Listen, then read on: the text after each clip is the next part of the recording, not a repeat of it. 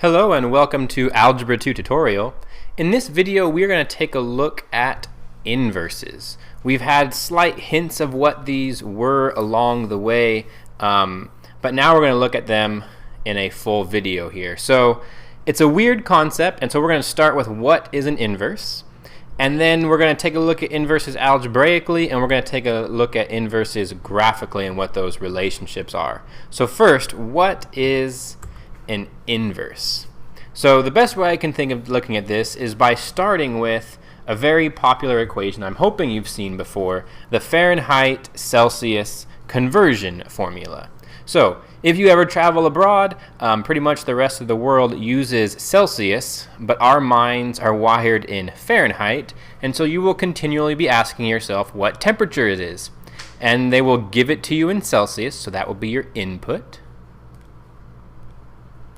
And then in your mind, you would do this conversion, and then you would finally figure out what the Fahrenheit temperature is. That is your output. And so with this, we would say that the Fahrenheit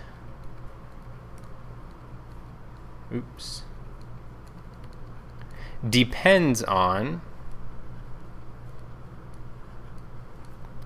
the Celsius. So the Fahrenheit that you want to know depends on the Celsius that somebody tells you. But now, an inverse is flipping that around. What if somebody from another country comes and their mind is wired in Celsius and you only know the Fahrenheit? Well, they need that equation flipped. And so what we do is we take that equation and we solve it for C instead of for F. So what I'm going to do is I'm going to get C by itself. So we're going to subtract 32. And when you do this, the nice thing is you can't actually do this math. What's F minus 32? It's just F minus 32. And then you have 9/5 C left over. We now have to get rid of the 9/5.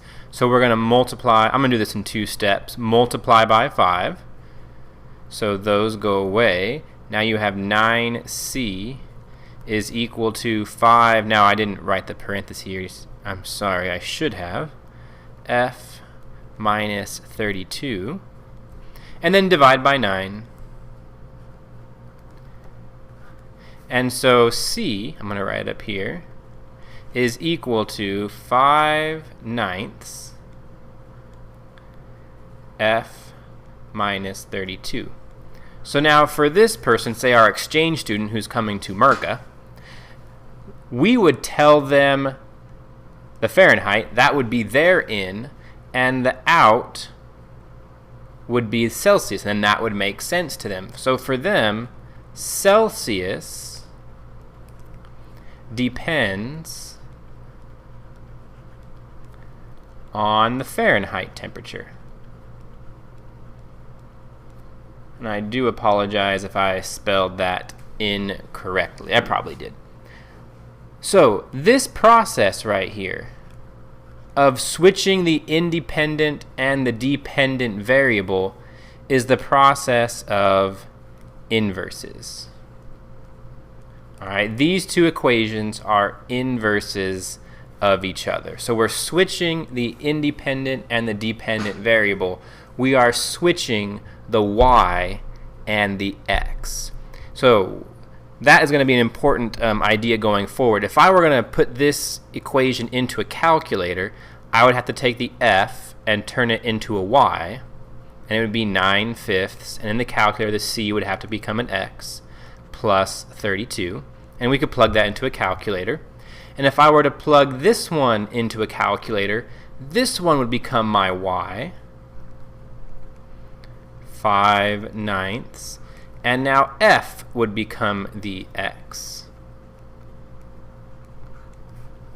And so the idea of an inverse, which you'll often hear a math teacher say, is you switch the x and the y.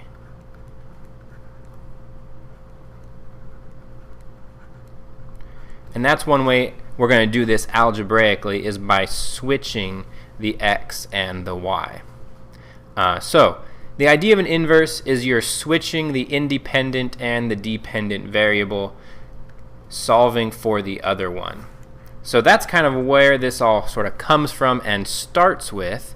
So let's take a look at how to do that algebraically without any word problem to really throw us off.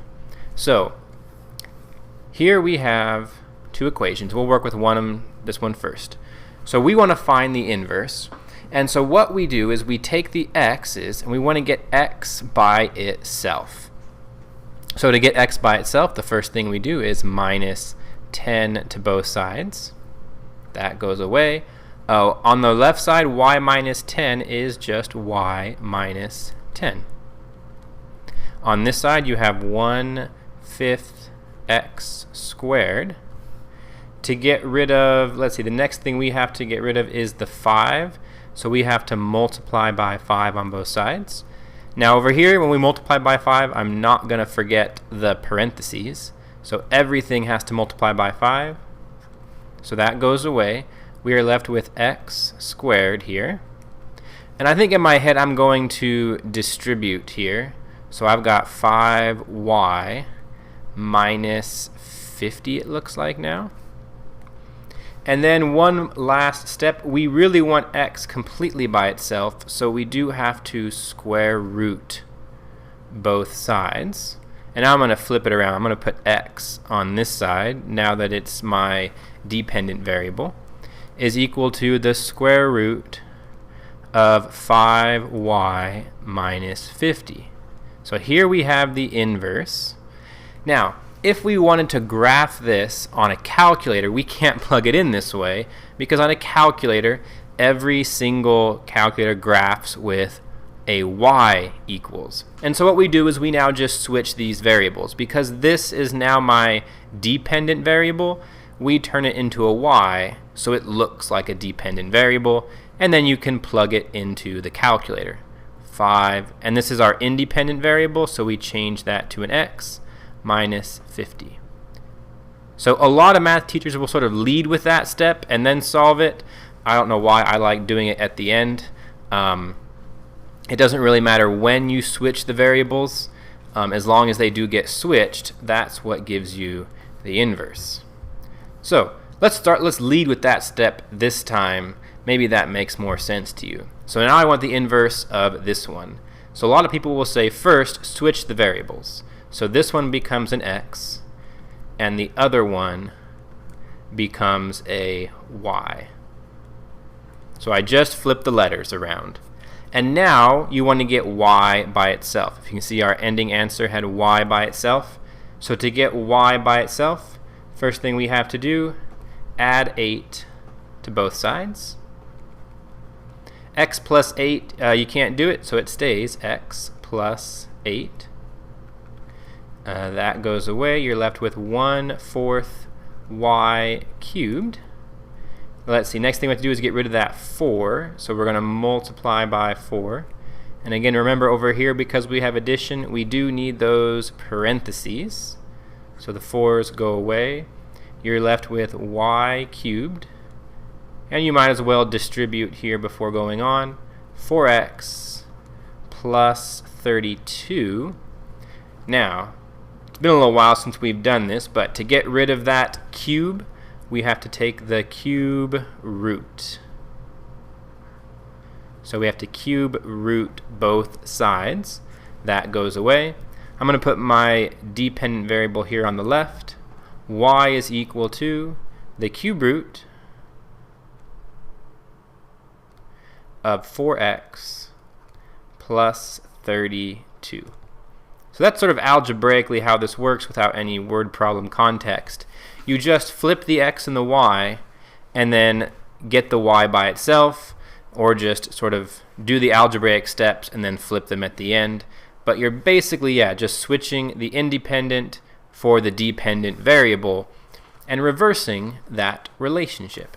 Inverse kind of looks like the word reverse. Alright, so I'm hoping that kind of makes sense for the application when we did the what is an inverse with Fahrenheit and Celsius degrees. We did it algebraically without any context, So what does this actually mean graphically? This is kind of an interesting idea that happens when you do this. So let's take the two that we've already done. We know this first relationship is an inverse relationship. That's the first example we did. And we know this one is also an inverse relationship. That's the second one that we did. Let's take a look at what's happening graphically when we do the inverse. So I have these graphed right here. So the first one I'm doing, there is our quadratic and there's our square root. That was our first pair. So the first one, the x squared, is of course a parabola.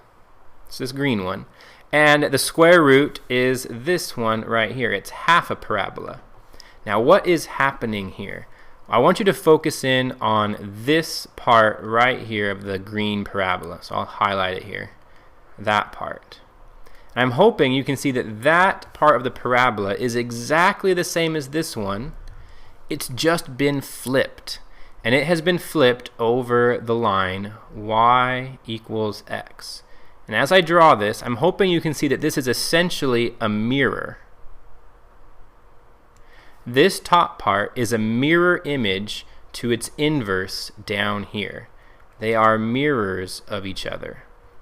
And the term we use in mathematics is reflection. It has been reflected. Now, you might say, okay, well that's a full parabola, but this one's only half. We get a little bit of domain and range issues here. And so yes, technically you could argue that the other part of the parabola is right here. But now this is no longer a function because 15 could either be positive 5 or negative something down here. That's not allowed. It doesn't pass the vertical line test. And so that would not be a function, mostly because square roots don't work for negative numbers inside a square root. And so that is why you only have half of the parabola there for the inverse. All right. Let's take a look at the other one now. So there's our first cubic, and here is our second cubic there. And you can see I didn't even erase my line y equals x. These are also reflections of each other, and this y equals x is the mirror. And you can see they cross right at y equals x right there.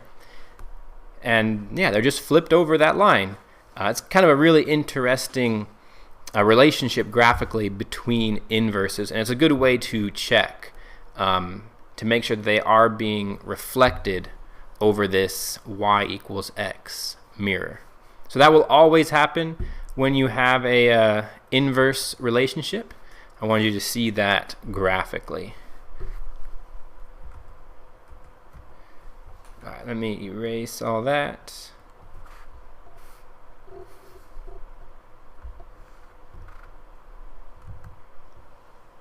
So we've kind of looked at these three topics here. What an inverse is, you are switching the independent and the dependent variables. You're switching that relationship. Algebraically, that means flip-flop the x and the y and then resolve. Don't forget all the algebraic steps to resolve to get the y by itself. And then graphically, they are a mirror image of each other. They are a reflection in the line y equals x. All right, let me give you a few to try out. Hopefully those make some sense. Good luck.